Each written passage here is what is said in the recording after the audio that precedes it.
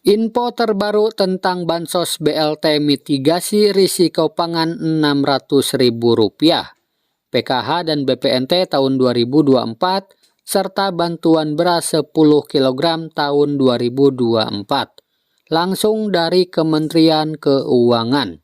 Nah, kira-kira ada informasi apa ya? Simak dan dengarkan baik-baik. Saya ingin menekankan kepada teman-teman media ya, Bansos itu adalah instrumen di dalam APBN. APBN adalah undang-undang. Undang-undang APBN itu dibahas bersama seluruh partai politik fraksi di Senayan.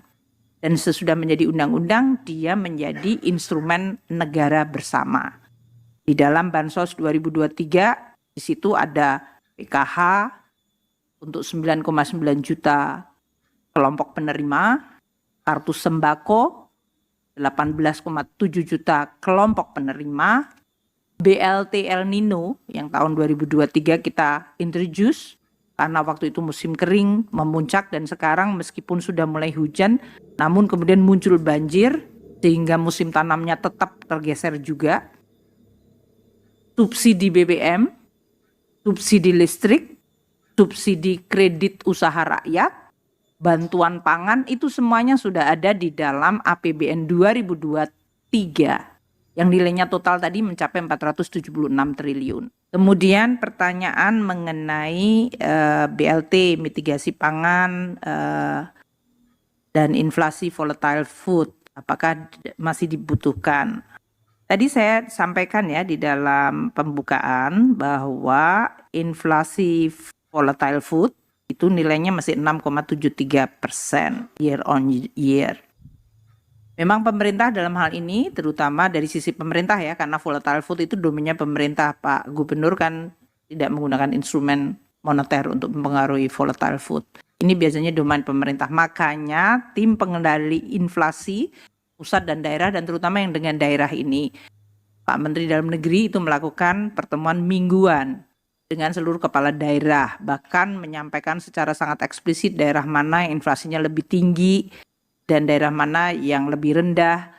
Dan kami di Kementerian Keuangan memberikan dukungan dalam bentuk insentif fiskal, yaitu mereka yang inflasinya rendah secara konsisten diberikan reward dan itu dilakukan setiap 3 bulan. Ini menyebabkan daerah-daerah memiliki awareness terhadap faktor-faktor yang berkontribusi terhadap inflasi terutama dari sisi distribusi logistik maupun dari sisi komoditas. Seperti kemarin yang diidentifikasi adalah cabai merah, cabai rawit, kemudian bawang putih, dan kemudian beras. Itu menjadi salah satu faktor dari sisi volatile food. Jadi dalam hal ini kami akan terus memfokuskan karena volatile food ini selain berkontribusi signifikan terhadap headline inflation juga langsung mempengaruhi daya beli masyarakat. Dan kami terus akan merumuskan langkah-langkah sesuai yang tadi saya sampaikan APBN sebagai shock absorber di dalam rangka menjaga daya beli masyarakat terutama pada saat momentum pertumbuhan ekonomi dari global itu melemah, kita harus melindungi dari sisi domestiknya. Saya ingin menekankan kepada teman-teman media ya, Bansos itu adalah instrumen di dalam APBN. APBN adalah undang-undang. Undang-undang APBN itu dibahas bersama seluruh partai politik fraksi di Senayan. Dan sesudah menjadi undang-undang, dia menjadi instrumen negara bersama. Ini untuk menekankan bahwa Bansos tahun 2023 nilainya 476 triliun. Jadi ya semua partai politik yang membahas melalui hak budgetnya bersama pemerintah silakan menjelaskan mengenai APBN itu sebagai instrumen.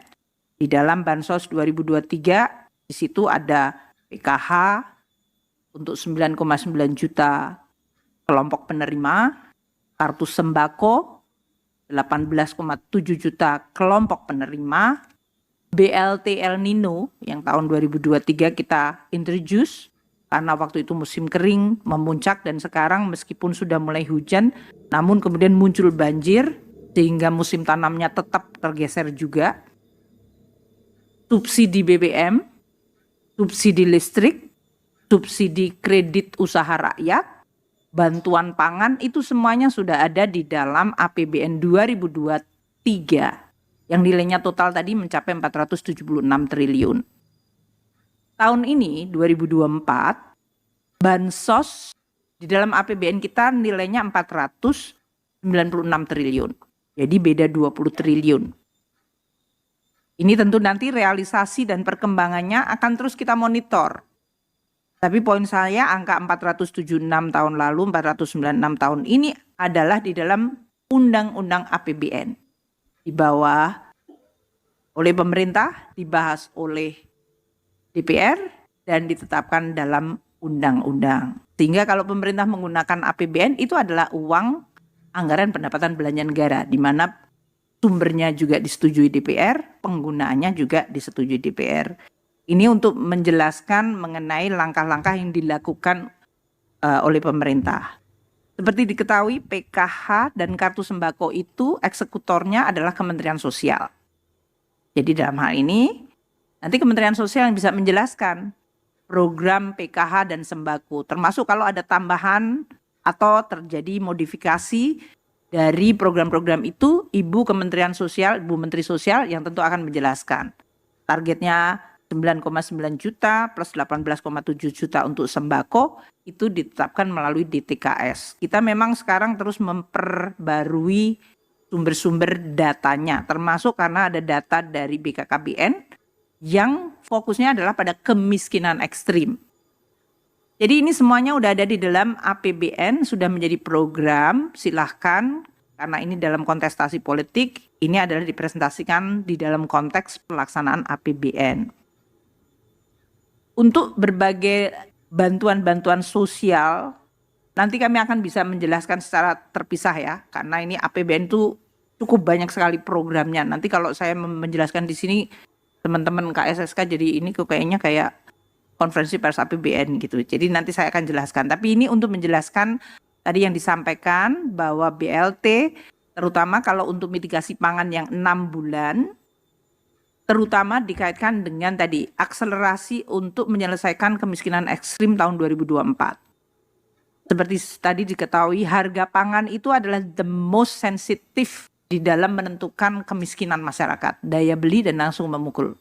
Jadi memang itu akan terus dilakukan di dalam rangka untuk melaksanakan program-program yang sudah ada. Eksekutornya PKH dan kartu sembako Kementerian Sosial. Kalau bantuan pangan, yaitu dalam bentuk beras, itu adalah Bappenas.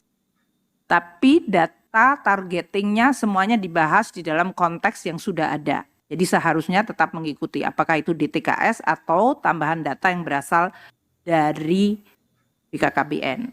Atau kombinasi yang kenan kita punya Reksosek yang berasal dari BPS. Itu mungkin untuk menjelaskan mengenai bansos-bansos yang dilakukan pada tahun lalu, tahun ini, dan tahun-tahun ke depan. Karena bansos itu selalu cukup merupakan bagian yang cukup besar di dalam APBN kita. Saya juga ingin menyampaikan bahwa di dalam rangka inflasi, terutama untuk volatile food, jangan hanya dilihat dari sisi tadi mengenai bantuan pangan. APBN itu intervensinya sebagai shock absorber termasuk volatilitas dari harga pangan. Kita punya anggaran ketahanan pangan. Tahun lalu 104,2 triliun, tahun ini 114,3 triliun. Ini termasuk berbagai program untuk meningkatkan produksi, meningkatkan kesejahteraan petani, membangun infrastruktur pertanian, dan juga mengembangkan sentra-sentra produksi, dan untuk menguatkan cadangan pangan nasional.